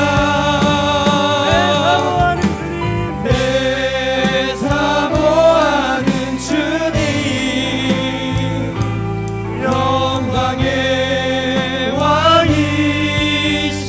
왕이시라. 우리 이 시간 함께 기도하겠습니다. 이 시대에 우리가 더 잘 살게 되었지만 이 시대의 가정들은 더 빈곤하고 정서적으로 매우 어렵고 우울증과 심한 고통으로 더 어려운 시기를 우리가 살아가고 있습니다. 하나님은 우리에게 그리스도 안에서 새로운 질서를 우리에게 말씀해 주셨습니다. 사람들은 그렇게 살지 몰라도 그리스도 안에서 하나님의 나라는 영광스럽다고 우리에게 말씀하고 있습니다. 그러므로 우리는 영광스러운 가정을 세워가기 위해 기도해야 됩니다. 남편은 아내를 위해서 죽는 남편이 되고, 아내는 남편을 위해 죽게 하듯 복종하는 가정을 세워서 다음 세대를 영광의 찬송이 되는 그런 다음 세대를 우리가 세워가야 합니다. 이 시간 하나님, 우리가 그런 가정 세우게 하여 주옵소서. 그런 다음 세대를 세우게 하여 주옵소서. 이 시간 주님의 이름을 부르며 기도하겠습니다.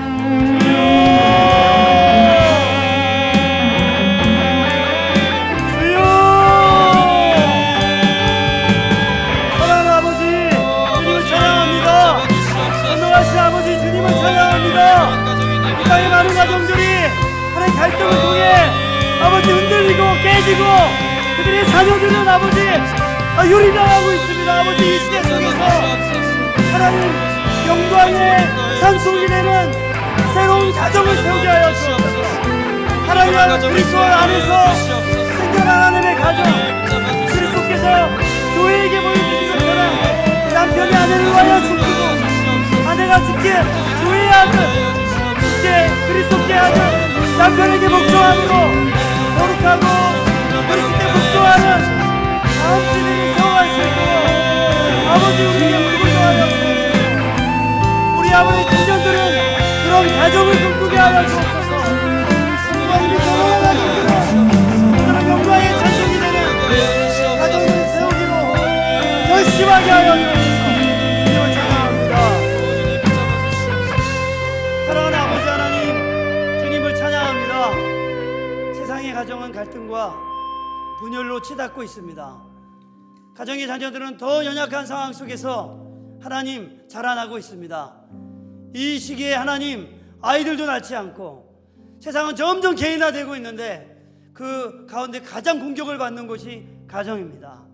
하나님, 그런 하나님 우리에게 영광의 찬송이 되는 남편과 아내와 가정에 대해서 말씀하여 주셨습니다.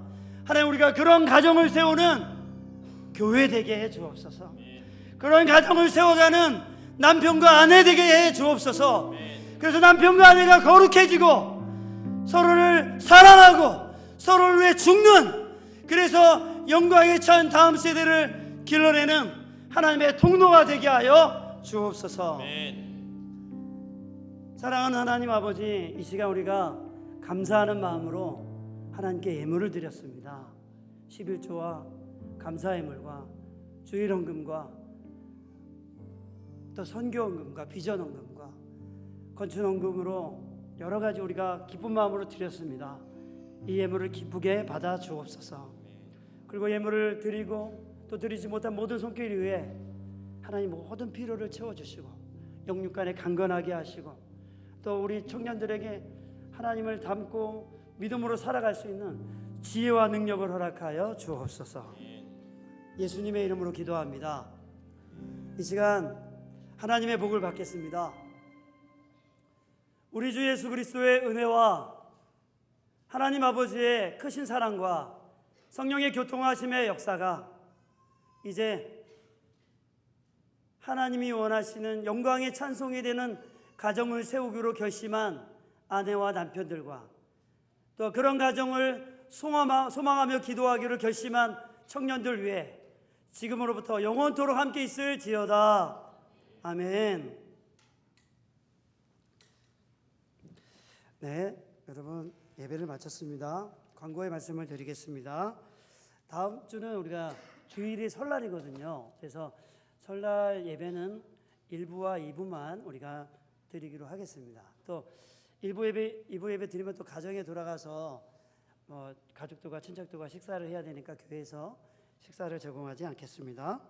또 비전 트립으로 우리 담임 목사님과 우리 서우숙 목사님, 구혜찬 전사님과 38명 우리 청년들이 청소년들이 우리 비전 트립 가운데 있습니다. 여러분 안전하게 돌아올 때까지 또 성령의 충만해서 사역할 수 있도록 여러분 기도해 주시면 감사하겠습니다. 또 가정 예배 순서지가 우리 주보에 들어 있고 또 설날 가정 예배 순서지도 들어 있습니다. 여러분 참조해 주시고 가정 예배 월요일마다 가정에서 드려 주시면 감사하겠습니다. 아빠가 아이들을 위해 손을 놓고 기도하고 축복해 주는 그런 시간을 꼭 만들어 주시기 바랍니다. 우리 성경원금 비전원금 우리 봉투함에 봉투가 들어가 있습니다. 여러분 자유롭게 자원하는 마음으로 기쁘게 동참해 주시면 감사하겠습니다. 겨울 영어 캠프 여러분들 자녀를 보내주시고 또 자세한 것은 구원강도사님과 주보를 참조해 주시면 감사하겠습니다. 설날 선물 신청하신 분들 계시죠? 우리 이소영 전사님께 가셔서 그 김을 목장별로 받아가시면 되겠습니다. 그리고 오병이요. 우리 하정욱 집사님, 김혜경 집사님 가정에서 준수생일 감사하다고 우리 오병이 하셨습니다. 우리 감사하다고 박수하겠습니다. 우리 이 시간 옆 사람에게 인사하고 나서 오늘 그 태국 동영상 보죠. 네네. 그러면 이 시간 옆 사람과 같이 인사하겠습니다. 영광의 찬송이 되는 가정을 세웁시다. 영광의 찬송이 되는 가정을 세웁시다.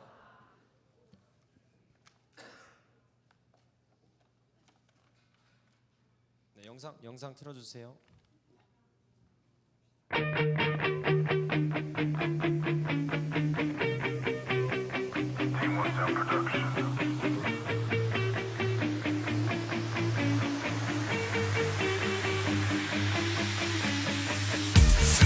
사랑스러운 주님 땅과 하늘 찬양해 열방이 경배해 예수님 당신은 주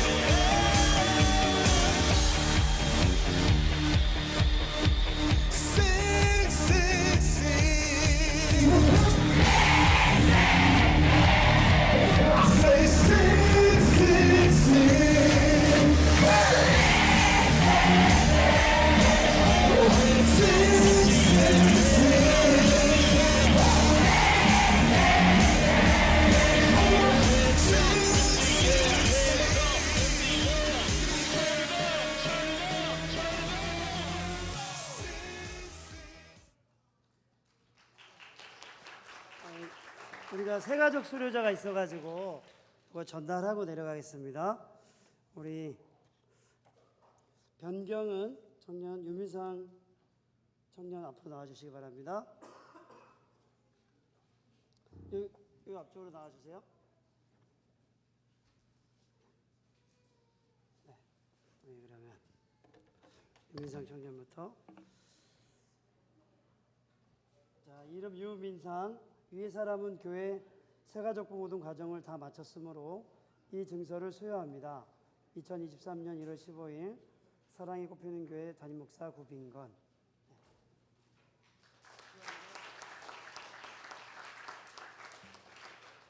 자, 우리 변경은 내용은 같습니다.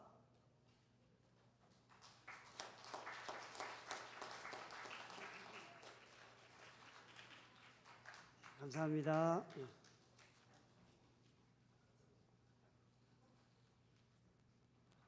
네, 우리 하나님께서 당신을 통해 찬양하시며 서로 축복하도록 하겠습니다. 네, 우리 새가족 수료한 친구들 자리에 먼저 일어나 있고 저 친구들 위해서 먼저 축복하겠습니다.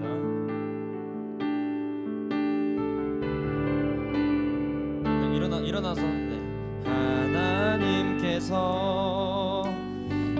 당신을 통해 내 마른 땅에 샘물 나게 하시기를 가난한 영혼 목마른 영혼 당신을 통해 주 사랑 알기 원하. 우리 다 같이 자리에 일어나셔서 서로를 바라보면서 하나님께서 당신을 통해 내 마른 땅에 샘물 나게 하시기를 가난한 영혼 목마른 영혼 당신을 통해 주 사랑 알길 원하네.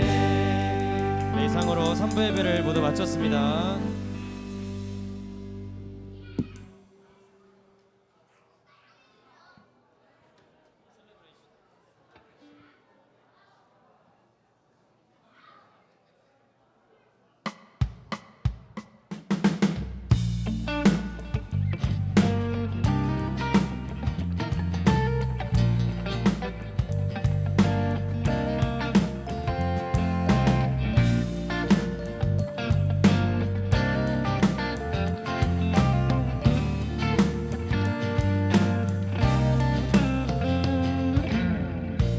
두렵고 힘든 세상 속에 우리가 존재하는 이유